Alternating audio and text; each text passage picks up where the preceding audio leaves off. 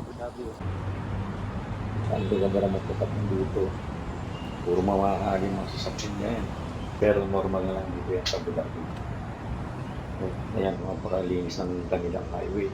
Napakalinis ng daan. Napakasarap ng biyahe dyan. Walang ka-traffic-traffic oh.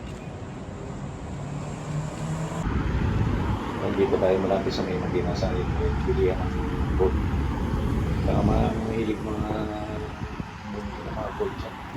Dito kayo sa Abu Dhabi Gold Center. Bibigyan pa kayo ng discount dyan. Yan makikita din natin. Yan.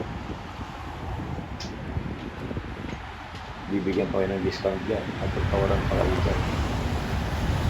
Kaya sarap po niya. Walang traffic.